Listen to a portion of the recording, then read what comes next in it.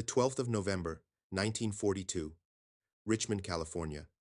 Permanente Metals Corporation, Yard 2. Steam hangs over the slips as dawn burns through the cranes, whistles, rivet guns, boots on wet planks. On ways no. 2. A brand new Liberty hull sits in a forest of shoring. Gray primer still slick. A chalked name runs across the bow. SS Robert E. Peary. Sirens wail, and the yard erupts. Lines are struck, dogs kicked free. Wedges hammered the hull, shudders, then moves. 4 days and 15 hours since the keel was laid, not weeks, not months, and the ship is sliding, fast, almost disbelievingly fast, into San Francisco Bay. Reporters crowd a temporary platform. Photographers work the levers of their speed graphics. A brass band fights the wind.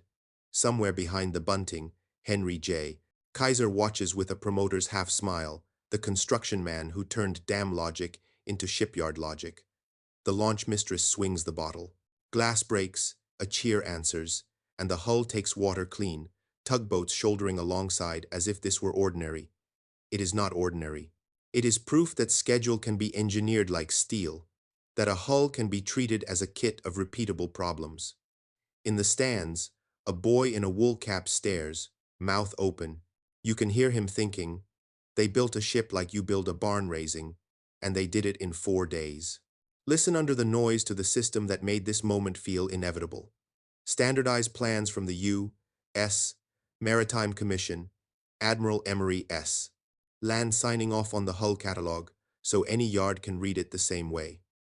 Prefabricated sections arriving by rail, each one jigged to repeat down to the last bracket. Welding over riveting faster, cheaper, learnable, by people who until last year welded nothing larger than a fence. Shift whistles, not craftsmen's clocks. The problem is not the ship. The problem is the line of ships, and the line only moves if steel, engines, and men show up when the schedule says they will. The tugs pull the Peary clear, and the band hits a brighter measure. Out beyond the breakwater lies the reason this speed matters, the North Atlantic and the arithmetic of tonnage that does not care about speeches.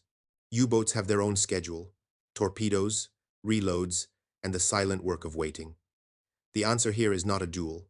It is procedure at scale. Lend-Lease needs hulls for wheat, fuel, trucks, bombers crated and lashed. The U.S.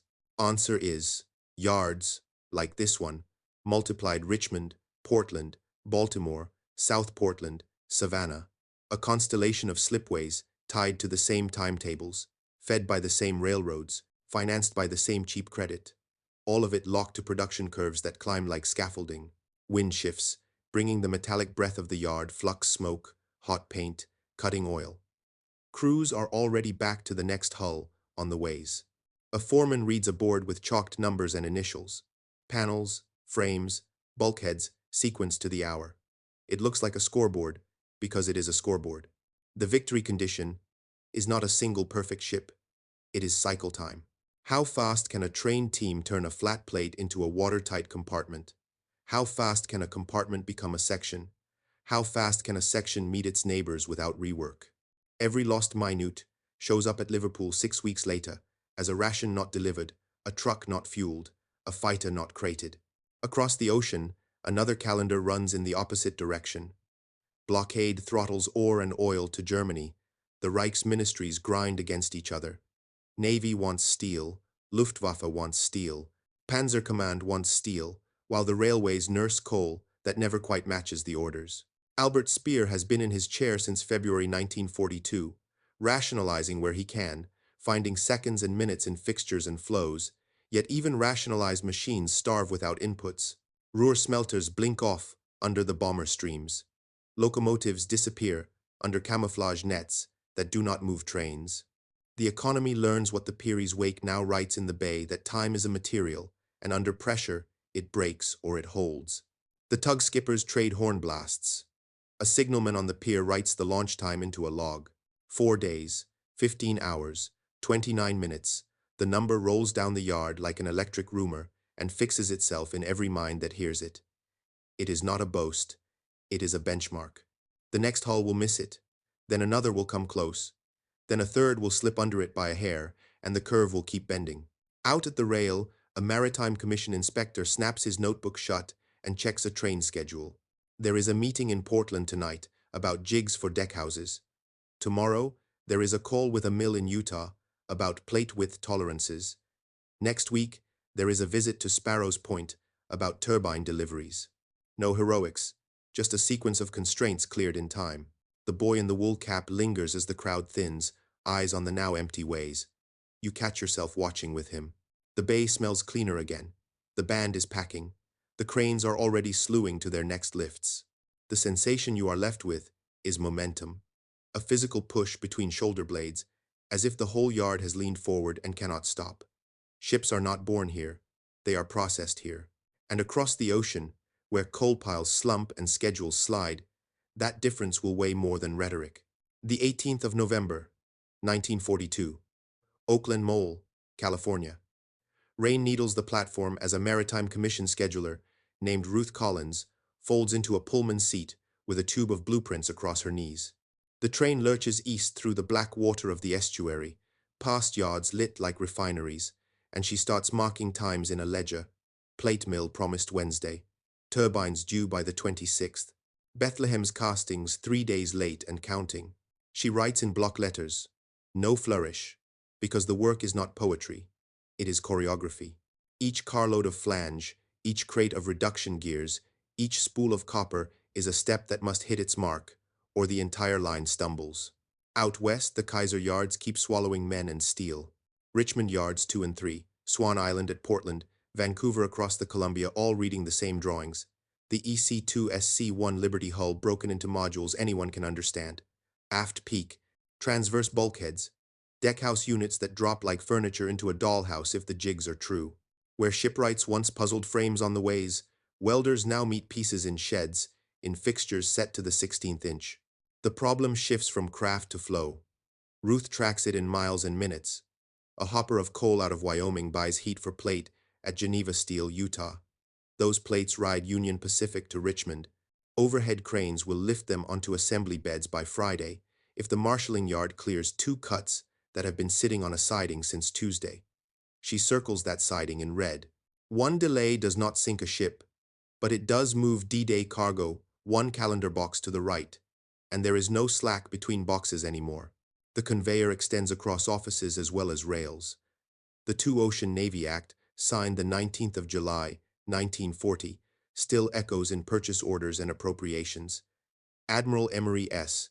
Land keeps the Maritime Commission's catalog tight. Hull types, engine lists, standard deck gear. Navy bureaus argue over priorities, then pin them to schedules that assume steel will exist when called. It does because the United States decided to make more steel than anybody else can bomb. Inland's blast furnaces on the Calumet, Sparrows Point, Bethlehem's Lehigh Valley Works. Oil sloshes out of Texas and California without convoys. Credit runs cheap. The arrears of the Depression, idle machines, idle yards, idle hands, are now the cheapest inputs in war. You can feel it in the train's even beat. Ruth closes her eyes to rest and still hears rivet guns, even though here, most guns have given way to arc and flux and a brighter, faster light. Across the Atlantic, the conveyor collapses into kinks and knots. December 1942. Essen, Ruhr. A Reichsbahn dispatcher named Karl Meissner presses his palms on a wall map scored by pins and colored strings. Coal to coking plants, coke to open hearth, ingots to rolling mills, finished plate to shipyards at Kiel and Hamburg. On paper, everything connects. In the yards, locomotives sit cold for lack of fuel. Switch engines hide under netting that cannot hide the fact they are not moving. Steel orders queue behind naval shells and tank hulls, and the Luftwaffe's airframe sheet. Ministries pull in different directions. Armaments, 4-year plan, economics, party agencies, a polycracy that substitutes shouting for resolution. Albert Speer's circulars chase standardization, then bounce off shortages. Men are missing from the platforms. Their replacements wear the wrong jackets and the wrong language. Forced labor works, in the narrow sense of bodies present, but bodies without skills decay a schedule rather than drive it. Bombers arrive with their own arithmetic. In March and April 1943, the Ruhr campaign chews substations, viaducts, converters, and substories that never make headlines but determine whether a plate mill turns. Repairs do happen. Germans are good at repair. Yet every repair steals men from production. Coal queues lengthen. Priority lists proliferate. The list becomes the war. Karl marks two red circles on his map, a broken bridge near Wuppertal and a marshalling yard at Duisburg that has looked like a photograph negative since last week. He needs 3 trains through before midnight to feed a submarine yard order for diesels. They will not make it. The signal lamps blink, and the only thing that moves fast is the rumor that they have been asked to hide cars in tunnels during daylight, which turns day into a kind of Sunday that the war cannot afford. Back on the train, Ruth's pencil taps a tempo.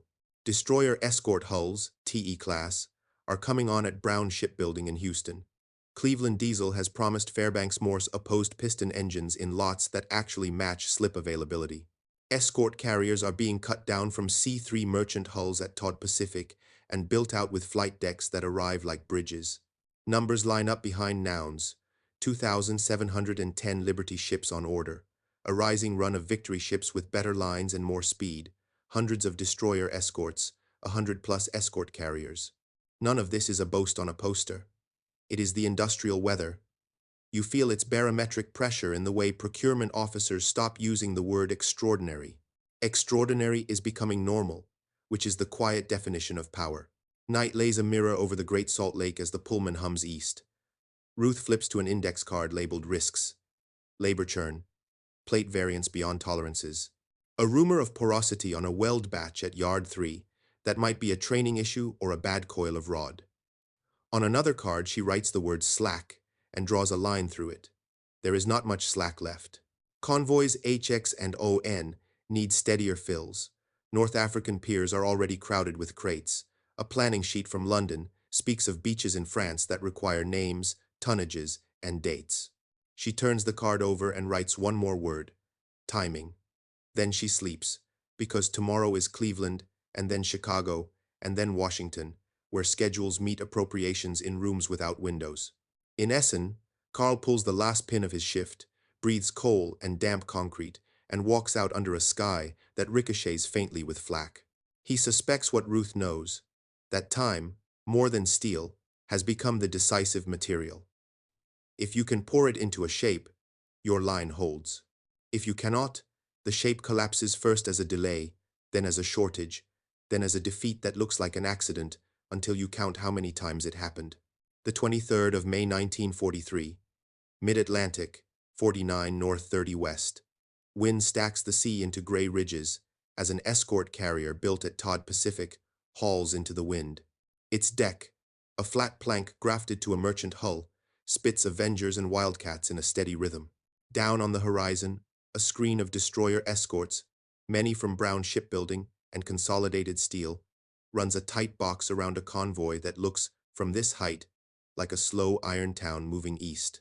The radios are clipped, the talk brief. What matters is that the ships are here at all, and that more are coming behind them than U-boats can subtract. In the log for this month, the numbers will harden. The heaviest German submarine losses to date, more than 40 boats sunk. The curve has bent. The bend is not a miracle. It is throughput. Liberty hulls, EC2 types, come off lines from Richmond to Baltimore at a pace that turns port captains into traffic managers. Victory ships begin to join them, longer-legged and faster, nudging 15 to 17 knots where Liberties lumber at 11. Tankers ride shotgun, refrigerator ships carry meat and citrus, LSTs and LCIs, stamped from American yards by the hundreds, move to staging areas, because planners in London need practice in moving an army across open water without a port. Cargo manifests are not rhetoric. They are steel, oil, flour, shells, and the dull weight of routine that makes an invasion feasible. In Washington, the Office of the Chief of Naval Operations tracks the rise of hunter-killer groups. Many are built around escort carriers that did not exist in number a year ago. Their air groups chew gaps into the U-boat air cover in the Bay of Biscay. On the piers at New York and Halifax, convoy sailing lists grow thicker while idle time for berths shrinks. The lesson that began as a hunch in 1942 is policy by 1943. You do not duel the submarine one by one. You flood the ocean with hulls and sensors and aircraft until the undersea hunters lose time faster than they can make it back. Across the water, the German production machine creaks under demands it can articulate but not meet. Orders for Type 7 and Type 9 submarines stack up. Pens at Saint Nazaire and Lorient look invulnerable from above, and in the narrow sense they are. But pens are not engines, and pens are not crankshafts, and the engine works, and the rail lines that feed them do not shrug off disruption. The Ruhr campaign peels away power, bridges, and repair crews. A schedule that once assumed coal at a siding now assumes delay. The delays compound. A batch of bearings goes missing to an emergency for tanks. A section of pressure hull waits on a flat car that will be rerouted twice before it reaches a slip. When the boats do leave their pens, they sail into an ocean that has been rewired against them. On the west coast, a meeting at a Kaiser yard runs with a clock on the wall. The topic is not heroics. It is rework and how to kill it. A foreman points at a chalk table of weld failure rates and a sequence change that shaved an hour and a half off a long seam by inverting the module before closing it. Another team shows a jig that turns a multi-man lift into a single crane pick. From the east, a note arrives from Sparrow's Point about turbine delivery cadence aligning to slip launch intervals. If they keep the beat, destroyer escorts will leave fitting out sooner and free berths that choke the yard when engines lag. There is pleasure in the numbers, but it is a quiet pleasure. The scoreboard is in days saved and hulls cleared, not in speeches. June 1943 tightens the screw. The combined bomber offensive steps deeper into the German network. Ball bearings at Schweinfurt will be hit in August and October. The attacks do not end production, but they do force a new algebra in which every repair robs another shop and every dispersal costs speed. Albert Speer writes and speaks of rationalization, and within limits he achieves it. Output rises even under attack in several sectors. Yet shipping is not a sector that Germany controls. The blockade is real. Swedish ore moves under stress. Oil from Romania crawls north at the mercy of rails and Danube barges and, later, Allied fighters. The Kriegsmarine can design a submarine. It cannot conjure nickel or vanadium or a locomotive crew that is not already working the edge of exhaustion. The Atlantic, meanwhile, begins to behave like an American factory corridor stretched over 3,000 miles. Convoy codes ON, HX, SC, and the faster CU runs find a cadence measured in days to Liverpool and the Clyde. Ashore, British ports flex, cranes and sheds that have learned to turn ships faster, because ships that turn fast are the only ships that count. A Liberty, unlashing in Birkenhead, translates directly, within weeks, into gasoline along a hedgerow in Normandy, or a crate of radio crystals on a trestle in a maintenance hut in Devon. The line holds because the line keeps moving. Autumn brings different silhouettes to the slips. Tank landing ships continue to multiply. Attack transports and dock landing ships thicken the rosters at Norfolk, Pascagoula, and Alameda. Escort carriers keep coming. Destroyer escorts, hull numbers piling past 400, form a low ceiling of steel against torpedoes and a low sky of radar pips that makes night harder for the men in U-boat control rooms. Everything about this looks procedural, because it is. When a procedure absorbs shock and still steps forward, you feel it as inevitability. Inside Germany, the ledger of time goes red. Coal allocations to the Reichsbahn are cut to keep steel flowing to armaments. The cut in coal slows the trains that carry the steel. The slower trains cannot keep refinery ash and diesel moving. The shortage propagates. It is not dramatic in a cinematic way. It is dramatic in the way a schedule fails. A submarine launch slips. A repair lingers. A convoy that might have been found 2 weeks earlier is missed because the boats that would have been on station are still in overhaul waiting for parts. By the end of 1943, the North Atlantic is no longer a question mark on planners' maps, but a timetable. The United States is not winning it with a single weapon. It is holding it with a wall of ordinary ships produced at an extraordinary rate, and with a logistics language that turns hulls into dates and dates into arrivals. The difference shows in silence more than in noise. Fewer distress calls, more convoys that make their landfall on schedule, more supply officers who stop using the word if and start using the word when. The 31st of May 1944, Portsmouth, England. Rain spits across the Solent as crews in oilskins chalk hull numbers on grey steel. LSTs lie too deep along the quays, bow doors shut, tank decks cinched with chains over Shermans, half-tracks, and bulldozers that smell of grease and canvas. Up on the bridge wing of one transport, a boatswain checks a sailing list that looks less like a map than a production ticket. Time off the buoy, time to the line of departure, time to drop the first LCT. The officer of the deck glances at a barometer and at a signal lamp across the water. The light blinks, slow, unhurried, as if the channel itself has joined the schedule. The ships here did not appear by magic. Their silhouettes were drawn in American yards long before this morning. LSTs burnished on the Gulf Coast and Great Lakes. LCIs and LCTs stamped in series. Attack transports converted from merchant hulls with cranes and booms set for the awkward ballet of men and machines to shore. Victory ships with cleaner lines and extra knots idling at anchor further out, stacked with the second and third echelons that will keep a beach alive past the first 24 hours. The U.S. Navy and Maritime Commission did not promise a miracle. They promised tonnage delivered to a date. And then they built the tonnage.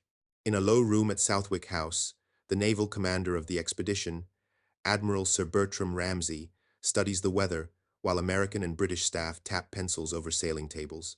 Western Naval Task Force under Admiral Alan G. Kirk owns Utah and Omaha. Eastern Naval Task Force faces Gold, Juno, Sword. The problem on the board is not heroics, it is flow. How many hulls to the start line by H hour? How many to the beaches by H plus 90? How fast to turn them without a port? The answer on the wall is not a speech. It is a list that reads like a yardmaster's dream. Thousands of landing craft, hundreds of LSTs, strings of Liberty and Victory ships staged to lift follow on waves. When the postponement comes on June 4, and the room sours with the thought of delay, the only way it does not fracture the plan is that the plan is an industrial plan. Every piece has a buffer. Every buffer has a time. The assembly stretches beyond the channel. In Portland, Maine and Baltimore, Maryland months earlier, Phoenix caissons took shape in forms that wrestled the sea into geometry. In British yards, blocky concrete boxes and steel spans waited to be towed as Mulberry harbors. Gooseberry lines of scuttled ships were assigned by hull name and day count. Old freighters turned into breakwaters by the stroke of a pencil and the weight of explosive charges. No one loves these names. Everyone loves what they do on a chart. They turn a beach into a port in a span that would ruin a civilian engineer's sleep. They exist because somebody decided they must exist on a given date and then wrote the contracts. The 6th of June, 1944. Western approaches to Utah Beach. Dawn leans through low cloud as LCTs creep ahead of the LSTs. Escorts parsing the water with ASDIC and eyes. The ocean is not empty of threat, but it is crowded with protection. Destroyers, destroyer escorts, minesweepers in echelon, column after column of landing craft that look fragile and inevitable at the same time. U-boats have not vanished. Some patrol lines remained, and schnorchel fits promise longer submerged runs. Yet the sea has been turned into a kind of moving factory aisle. Air cover reaches deep. HF, DF, triangulates unlucky transmissions. Hunter-killer groups wait beyond the perimeter, and those groups exist only because yards in Houston, Newark, and Seattle made carriers and escorts in number. On the shingled edge of Normandy, engineers blow obstacles and mark lanes. By mid-morning, LSTs are grounding deliberately on wet sand, bow doors yawning open to spill trucks and dozers and tanks that will carve exits through dunes and hedges. The noise is layered. Anchors clanking, diesel coughs, bulldozer blades, naval guns far off driving a timed pattern over causeways. This is what the previous 2 years have purchased with schedules and steel. Not a duel, a drumbeat. Across the Channel and the North Sea, the German economy holds a clipboard of requests it cannot fill. Admiral Karl Dönitz demands more boats forward, faster refits, better torpedoes. Albert Speer pushes late war programs that sound like answers scribbled in the margin.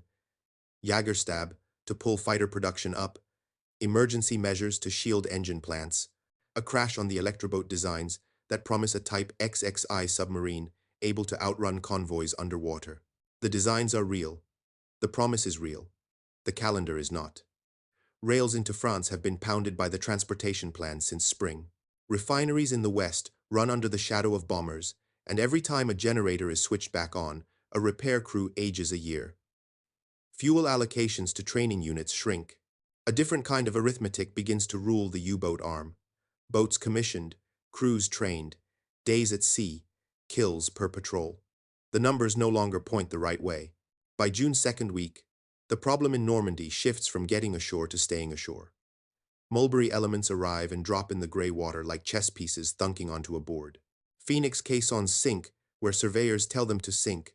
Floating roadways yaw and flex until CBs and Royal Engineers pin them with more steel. LSTs nose in, unload, back out with kedge anchors, and return on the same tide. Liberty ships stand off and lighter cargo through pontons because the schedule says they must hit a tonnage per day and the schedule does not recognize complaint. When a gale tears one artificial harbor to pieces later in the month, the system bends but does not break. The surviving harbor at Arromanches keeps breathing cargo. The beach parties at Omaha and Utah have enough craft and enough habit to keep clearing decks even in misery. Look at the contrast in a single frame. In the foreground, an LST with a hull number, stitched in white paint, drives its ramp into wet sand and releases a column of trucks stacked with jerrycans. In the background, inland, a French rail bridge lies in the river as smoke blows sideways.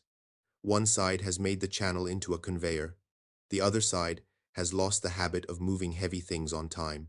The Gulf is not romantic, it is operational. At Plymouth a week later, a signalman writes departure times into a book with small, neat characters. He has done it so many times that it feels like a factory clock. At Essen, a scheduler scrapes coal dust from his palms and stares at a table of allocations that look scientific until you watch the trains they describe. The lesson is in the ink. Where ink meets steel and shows up to the minute, plans turn into facts. Where ink meets shortage and becomes rumor, plans turn into hope. Hope is not a material. The 12th of June, 1944. Leuna, near Merseburg, Germany. Sirens lift and fall over the Buna works as men dive for trenches between cracking towers and pipe alleys. The first bombs walk in by the second, not the minute. When the all-clear finally drags across the yard, gauges sag and steam curls from ruptured headers. This is not a decorous raid. It is the beginning of a program. The oil campaign has shifted from argument to execution. Synthetic fuel at Leuna, hydrogenation at Bleckhammer and Politz, brown coal plants at Ruland. The list now sits on Allied target boards as a production schedule in reverse. Every cut here will echo into rails, refineries, and engines 2, 4, 6 weeks later. Time has become a weapon. Across the channel, the American machine keeps time forward. Wilmington, North Carolina pushes Liberty and Victory hulls down the Cape Fear.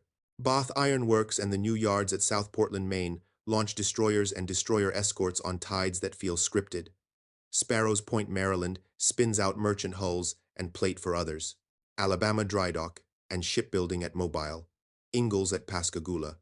And the Great Lakes yards send LSTs south through the Illinois and Mississippi, their square bows passing country towns that look surprised to see seagoing doors in farm water.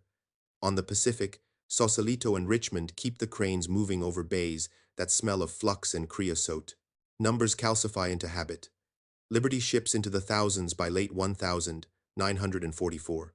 Victory ships climbing by the hundreds with 6,000 to 8,000. 500 tons, deadweight, and a few more knots under them. T2 tankers moving refined product like arteries. Destroyer escorts past the 400 seconds, then the 500 seconds. Hull numbers that read like a ledger. The 7th of July, 1944. Essen, Ruhr. A Reichsbahn planner stares at a chalkboard that used to describe a railway and now describes a triage ward. The transportation plan has pounded bridges, marshalling yards, and repair sheds in occupied France since spring to choke German movement toward Normandy. Now the weight swings back into the Reich. Viaducts drop. Signal boxes burn. When wagons do assemble, coal allocations cannot quite cover the diagrams. Coal to power means less coal to rail, which means less coal to power again. The loop tightens. Schedules, once printed, become rumors. Rumors become absence. The Navy asks for priority for U-boat engines.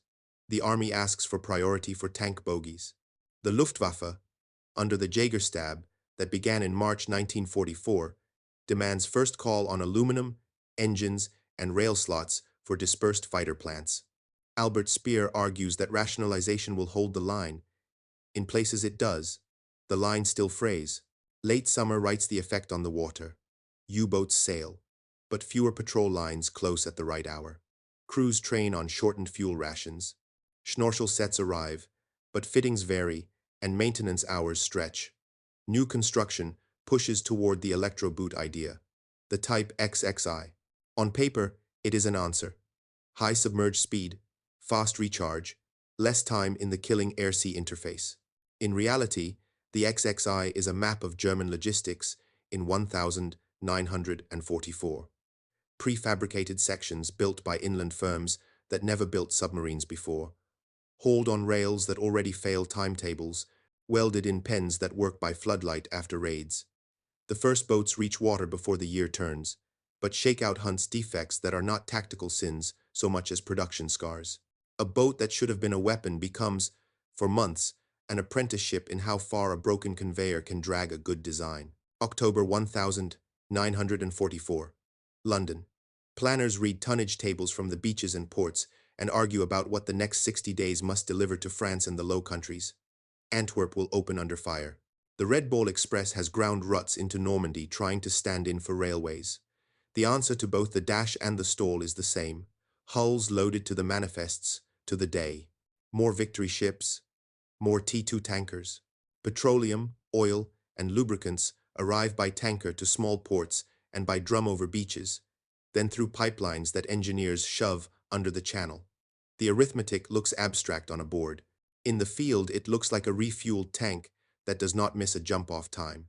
In Germany, the oil campaign keeps the pressure. Pollitz, near Stettin, takes its turn. Blechhammer splits into south and north on target maps. Supplies of aviation gasoline become a negotiation even for elite formations. Fighter units disperse across meadows and forest margins to survive the day, then pay for their survival with the minutes lost in dispersed maintenance. The Reichsbahn tries night movement and deception, but deception does not add horsepower. Coal trains hide, and in hiding they miss connections. A shipyard foreman at Blom and Voss looks at a slip that should be full and sees a gap because a crankshaft is waiting on a train, that is waiting on a bridge, that is waiting on a girder, that is waiting on a furnace that cooled too fast. When the power winked. On American slips, defect charts move in the other direction. Welding schools in Richmond and Portland have matured. Porosity rates fall. Prefab tolerances hold tighter because the mills have learned the quirks of heat and gauge that ship jigs demand. A victory is measured in rework, not required. A more quiet victory is measured in the way a production planner in Cleveland can call a turbine shop and discuss cadence and get an answer that means exactly what the calendar will later show. The conversation is dull. The consequence is not. The 16th of January, 1945. Kiel. Snow picks out the lines of pens and cranes. A Type XXI crews out for sea trials, while a fitter wipes cold grease from his hands and laughs without humor at the list of snags that will follow the boat to sea. 2 slips down. A Type 7 waits on batteries, delayed by an air raid that did not hit the battery plant, but did hit the substation that fed it. Nearby, a rail spur is clear, but the consist that should be on it is sitting a canton away because dispatchers buried the cars in a tunnel during daylight and forgot which tunnel held which wagons. None of this is dramatic to the camera. All of it is decisive to a calendar that punishes error with absence. February 1945. New York. Piers heave with crates, drums, and vehicles pointed for the last acts in Europe and for a Pacific still burning. Escort carriers idle along the Hudson like low factories that happen to move. Destroyer escorts peel out in pairs. A Liberty slides past a Victory, and neither captain bothers to remark it on the radio. Familiarity is the hidden statistic. When extraordinary production becomes ordinary practice, tempo becomes a kind of terrain. The United States now fights on that terrain as naturally as a rifleman fights from a hedgerow. By spring, the contrast can be read like weather. In one place, the sea moves to industrial time. In the other place, industry moves to air raid time. Germany still builds. Germany still fights. But the economy that must carry the fight cannot keep its own promises. The last measure is silence. Fewer U-boat reports cut into convoy guards. Fewer strikes register on the boards in Liverpool. On a grey April day, a new Type XXI, U-2000, 511, finally makes a war cruise out of Bergen and slips under escorts with the speed her designers imagined. But there is nothing left that those seconds can change. Calendar beats out tactics. April 1945. Hamburg. The Elbe runs cold and thick, with oil and splinters. In the port, cranes stand frozen above half-built hulls. Liberty ship silhouettes inverted, the ghosts of what could not be completed. Yard cranes list under shrapnel. The air smells of rust and wet concrete. In a shed roofed with tarpaulin, a clerk named Otto Mertens tries to fill out a dispatch for steel plate that will never arrive. The fields he leaves blank are the story. Furnace out of service, train rerouted, siding destroyed, workers gone. Each gap in the form is a wound in an artery that no longer pumps. When he lays his pencil down, it rolls into an ash line and stops. Albert Speer walks through the chancellery corridors with memoranda in his hands, statistical diagrams that once impressed Hitler, now irrelevant to an army retreating through its own cities. His rationalization programs, his dispersal schemes, his charts of output per man-hour, they remain feats of management inside a system that has lost material meaning. Oil production sits below 10% of 1,943 levels. Synthetic fuel plants like Leuna and Bleckhammer lie in ruin or silence. Ruhr steel output halves again. The miracle of substitution, the German fantasy of eternal efficiency, has been erased by simple physics. Bombs tear wires faster than engineers can splice them. Railroads die not in yards but in the men who no longer believe their schedules matter. At sea, what remains of the Kriegsmarine fights under a horizon of futility. Out of the few hundred submarines commissioned under Donitz, fewer than 24 can sortie with fuel enough for a full patrol. Type XXI hulls, sleek and fast, idle at piers because welding errors have buckled their frames or their batteries have failed tests. What Germany has built is the shape of a new fleet without the time to sail it. Their engineers know it. We have designed the future.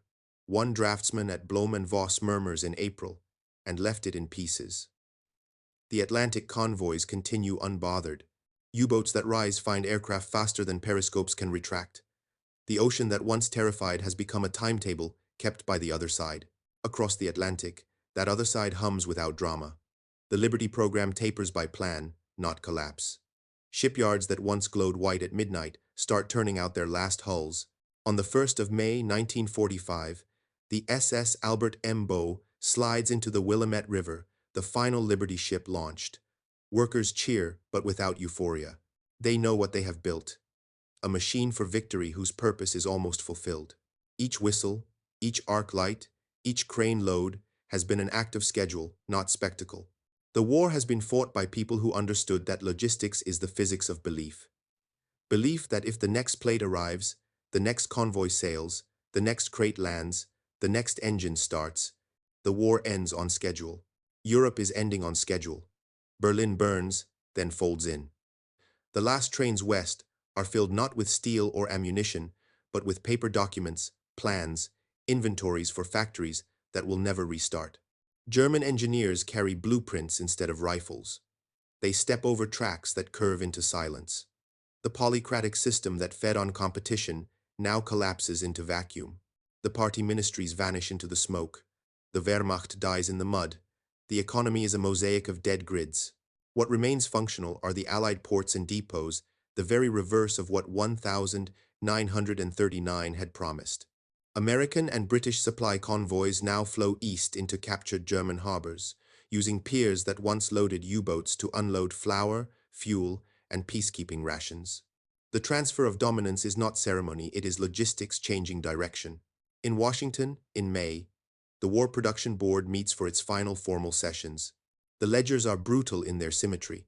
2,710 Liberty ships, 534 Victory ships, 1,000 destroyer escorts, 151 escort carriers, 124,000 naval craft of all types. Each number is a note in an industrial symphony that has run without pause for 5 years. A few charts show slight decline after late 1944 because the job is nearly done. In one column, someone has penciled a phrase, "Mission achieved by procedure." No one underlines it. No one needs to.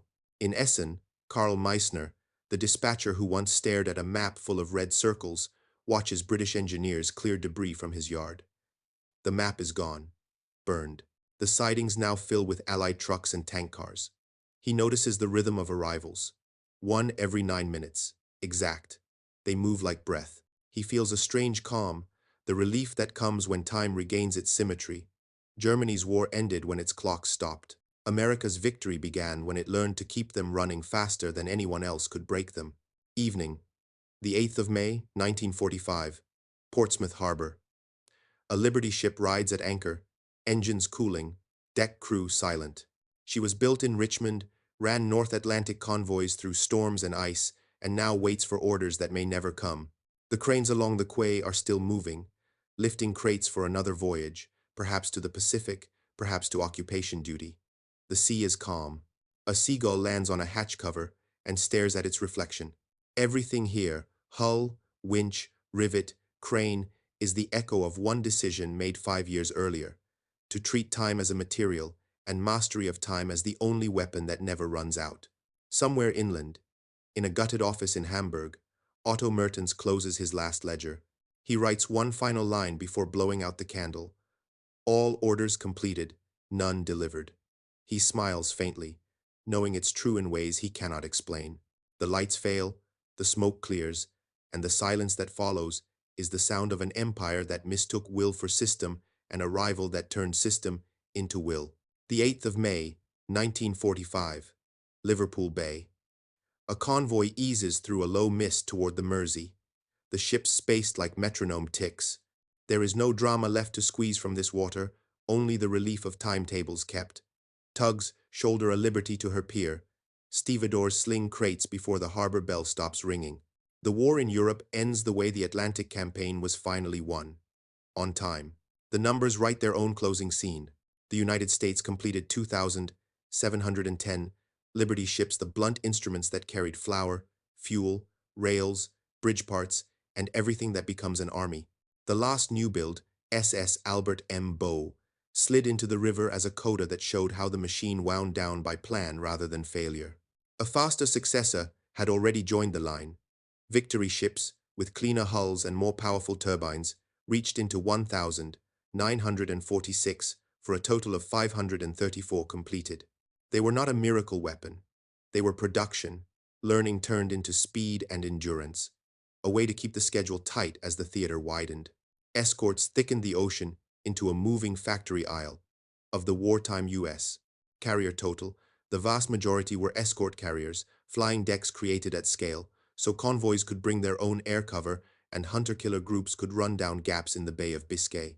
Along the screen, 563 destroyer escorts were completed, a quantity that turned anti-submarine warfare from duel to procedure. Across the frontiers of the Reich, the negative of this ledger hardened. The oil program that had kept panzers and training units alive fell under systematic attack. By late 1944 and early 1945, synthetic fuel output collapsed and aviation gasoline became a negotiation more than a resource. Trains hid by day, bridges vanished, substation crews aged a year in a week. The result was not an argument. It was absence of rail slots, bearings, crankshafts, refined fuel, and hours. Germany's submarine arm reached for a leap and found a calendar. Type XXI Electroboot promised an underwater speed that rewrote tactics, and one of them, U-2511, under Korvettenkapitän Adalbert Schnee, finally left Bergen on April 30, 1945.